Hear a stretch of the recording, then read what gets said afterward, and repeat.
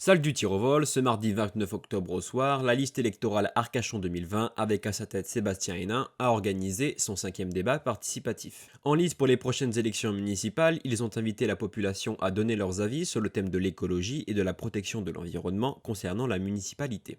La soirée se déroulera de la manière suivante.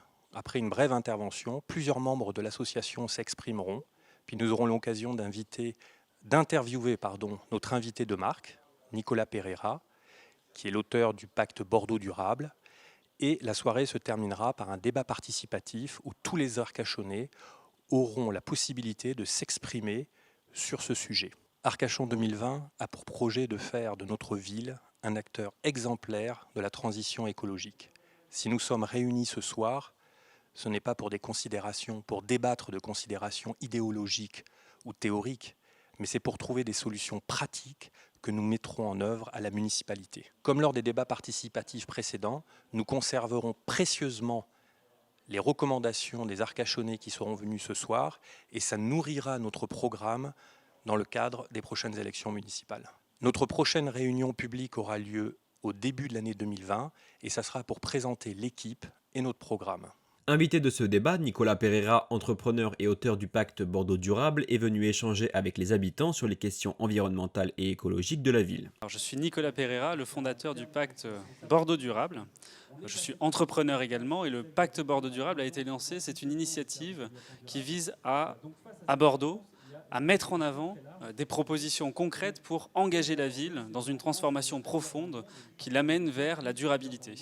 Donc le pacte Bordeaux Durable a été lancé il y a 2 semaines maintenant et recueille aujourd'hui plus de 500 signatures de citoyens qui soutiennent et nous font des propositions pour améliorer ce pacte et faire en sorte qu'on crée un vrai rapport de force politique à l'occasion des municipales. Arcachon 2020 m'a invité à venir ce soir pour parler de ce pacte et envisager que ces propositions que nous formulons puissent être adaptées et réfléchies ici à Arcachon pour également engager la ville d'Arcachon dans une transformation profonde vers plus de durabilité. Le pacte contient 6 actes différents. Nous avons délivré pour l'instant les 2 premiers actes qui ont été rendus publics, les autres le seront progressivement jusqu'au mois de janvier. Dans ces 2 premiers actes, nous parlons de ville-jardin et nous parlons de capitale du développement durable. Ville-jardin, comme son nom l'indique, l'objectif c'est de mettre en avant des propositions et des solutions concrètes pour végétaliser la ville. Bordeaux est une ville très minérale. Végétaliser la ville et rendre cette ville plus autonome aussi dans, par exemple, l'autonomie alimentaire en permettant les cultures au sein de la ville directement et en ramenant la biodiversité en ville. Et la seconde partie, donc plutôt axée sur la capitale du développement durable, l'objectif est clair, il faut que Bordeaux et sa région et sa périphérie très grande puissent s'inscrire dans une démarche d'excellence au niveau européen sur l'innovation verte, entre guillemets, c'est-à-dire la possibilité d'attirer les associations, les coopératives, les SCOP, les entreprises qui agissent concrètement avec des solutions pour mettre en œuvre cette transformation face à l'urgence climatique qui est le plus grand défi que va rencontrer l'humanité ces prochaines années. Et donc on doit proposer des propositions concrètes, et c'est précisément ce que fait ce pacte dans ces 2 premiers actes. Les prochains concerneront l'urbanisme, par exemple, l'inclusion aussi, la ville des jeunes. Comment est-ce qu'on inclut les jeunes dans cette transformation durable? Alors, je ne vais pas vous délivrer le contenu des prochains actes, mais ces 2 premiers nous permettent déjà d'envisager comment on transforme Bordeaux, au moins sur l'aspect économique et végétalisation. Alors c'est très variable, mais pour nous, il y a 2 enjeux qu'on a pu identifier avec Arcachon 2020 sur lesquels ces propositions pouvaient avoir du sens. La première, c'est la place de la voiture en ville. Clairement, à Arcachon, il y a un vrai sujet. À mon sens, alors je viens assez régulièrement à Arcachon, il y a de la voiture partout, alors qu'il y a paradoxalement très peu de circulation. Là, on est venu depuis la gare et on n'a pas croisé une voiture depuis la gare, donc il y a très peu de circulation, pourtant beaucoup d'espace de circulation.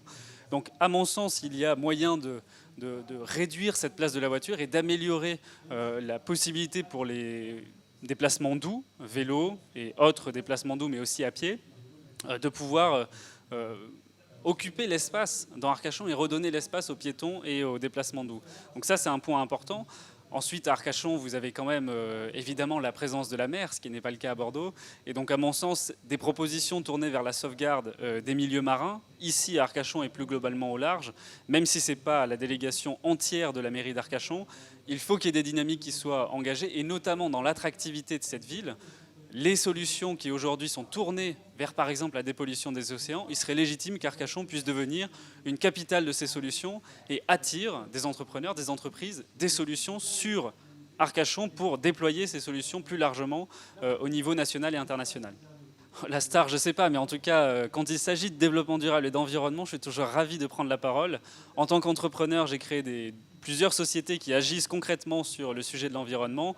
En tant que citoyen, je m'engage politiquement pour engager ce rapport de force et faire en sorte que les candidats prennent vraiment en compte cet enjeu de l'urgence climatique. Donc évidemment, je viens soutenir avec grand plaisir cette manifestation d'Arcachon 2020 pour espérer qu'eux aussi se saisissent de l'enjeu du développement durable et qu'ils fassent des propositions très concrètes et très impactantes pour réduire l'impact carbone de la ville. Un débat participatif qui s'est conclu sur de riches propositions qui permettront à la liste électorale d'enrichir leur programme pour les prochaines élections. On ne devient pas un arbre.